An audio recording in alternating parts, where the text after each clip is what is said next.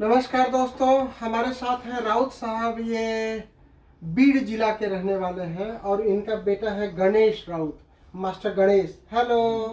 बोलना। ये गणेश को अप्लास्टिक एनीमिया डेवलप हो गया था। ये लोगों ने काफ़ी सारा उसके लिए ट्रीटमेंट कराया, बॉम्बे भी ले जा करके दिखाया। बोन मैरो मैचिंग नहीं हो पाया तो ये लोग काफ़ी परेशान हो गए।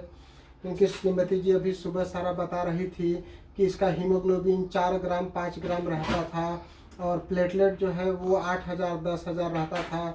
इनको बार बार अस्पताल लेकर के जाना पड़ता था, ब्लड चढ़ाना पड़ता था, प्लेटलेट लगवाना पड़ता था। जब भी प्लेटलेट काउंट कम हो जाएगा तो किसी को भी ब्लीडिंग हो सकती है, कहीं से भी ब्लीडिंग हो सकती है। और छोटे बच्चों में एपिस्टैक्सिस की जो परेशानी होती है, नाक से ब्लीडिंग होने की, वो बहुत ही कॉमन समस्या होती है और पेरेंट्स उसको ध्यान नहीं देते हैं। इनका भी यही कहना है कि बच्चे को नाक से ब्लड आते रहता था। तो जब भी प्लेटलेट काउंट कम होगा तो परेशानी हो जाएगी। हमको इन्होंने मई महीने में बात किया था, मई 2020 में। उस समय कंप्लीट लॉकडाउन था कोरोना के कारण। इन्होंने अपनी सारी परेशानी बताई, पैसे की भी परेशानी बताई। हमने इनको मई महीने में दवाई भेजा यहाँ से और लगभग मई के लास्ट वीक से इसको दवाई चालू हुई। और इनका कहना है कि मई के बाद जून में एक बार इसको ब्लड चढ़ाना पड़ा था। उसके बाद से अभी जनवरी का आज 18 तारीख है, उसके बाद से ब्लड नहीं लगाना पड़ा और इसका हीमोग्लोबिन काफ़ी अच्छा डेवलप हो गया। 4-5 जो हीमोग्लोबिन रहता था वो आज 11.9 आया है और प्लेटलेट जो 6-8 हज़ार 10,000 रहता था वो 45-46 हज़ार हो गया है।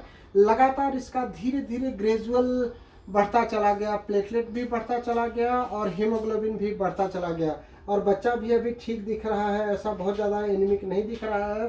तो होम्योपैथिक दवाई से थोड़ा समय लगता है लेकिन कठिन गंभीर बीमारियां भी ठीक होती हैं। अप्लास्टिक एनीमिया की काफ़ी केसेस में हमको सफलता मिली है होम्योपैथिक ट्रीटमेंट से। मैं चाहूँगा कि गणेश जी की मम्मी बताएं कि वो बच्चे को क्या क्या परेशानी था और इन्होंने क्या क्या प्रयास किया। आप बोलेंगे कुछ? बोलूंगी हाँ बोलो, बोले बोले। ताप आई थी, जी, बाद में सर्दी हमेशा होती है, अभी भी सर्दी बुखार होता रहता है और सर्दी जुकाम होता रहता सर्दी है जुकाम और सर्दी जुकाम भी होना बंद हो जाएगा। आप बोलिए कब से इसको परेशानी है और क्या क्या हुआ? उसको जनवरी से परेशानी है। जनवरी से, जनवरी 2020। हाँ। मतलब 1 साल हो एक साल हो गया। गया। तो जनवरी के पहले वो बिल्कुल ठीक था। ठीक था। फिर ऐसा क्या हुआ जिससे ये अचानक परेशानी बुखार आ हुआ? गया। बुखार आ गया, तेज बुखार तेज आया। बुखार आया। फिर क्या किया आपने? ओके, वहाँ के वो डॉक्टर वहाँ के डॉक्टर को दिखाया। हाँ। तो डॉक्टर ने क्या बोला? वो सर थोड़ा सा दवा दिया, दवाई बाद दिया। में औरंगाबाद को भेज दिया। जी जी जी। फिर औरंगाबाद में डॉक्टर ने क्या करा? बोन मैरो जांच करा। हाँ। जी, फिर क्या बोला? क्या बोल ट्रांसप्लांट का बता दिया आपको, एटीजी और ट्रांसप्लांट के लिए बोल दिया। प्लास्टिक एनीमिया है। जी जी जी। फिर क्या किया? बाद में लॉकडाउन हो गया। लॉकडाउन हो तुम्हारा गया। पता नहीं। जी जी जी जी। अच्छा तो आदमी मिले मेरे को। दोस्तों ये देखिए, बहुत बड़ी परेशानी आता है, पेरेंट्स बहुत परेशान हो जाते हैं ऐसी कठिन बीमारी में। इसमें सबसे ज़्यादा जो ज़रूरत होता है पेरेंट्स का हौसला। अगर ये हिम्मत रखते हैं तो बीमारी ठीक होती है।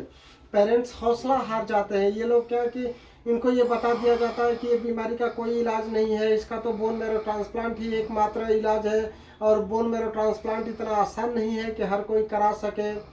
तो उससे लोग हार जाते हैं। तो हारने का नहीं है।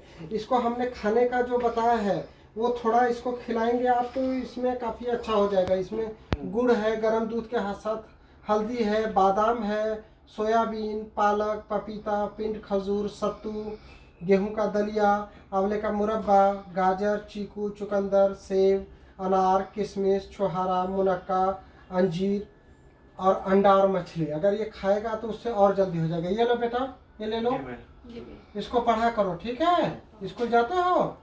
नहीं अभी।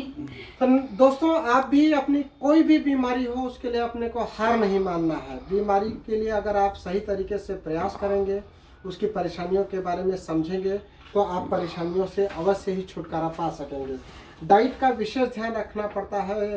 हीमोग्लोबिन बढ़ाने के लिए हमको रिच आयरन और रिच प्रोटीन फूड खाना पड़ता है। तो जिसमें भी आयरन होता है जैसे गुड़ है, पालक है, वो खाना चाहिए। और जिसमें भी प्रोटीन होता है जैसे सोयाबीन है, बादाम है, मछली है, वो खाना चाहिए। जो लोग नॉन वेजिटेरियन हैं, एग फिश ले सकते हैं, उससे और जल्दी फ़ायदा होता है। तो आप खाने का ध्यान रखिए और होम्योपैथिक दवाइयों से खूब अच्छा इस पर ट्रीटमेंट हो सकता है, तो आप होम्योपैथिक अपनाएं। थैंक यू, धन्यवाद, नमस्कार।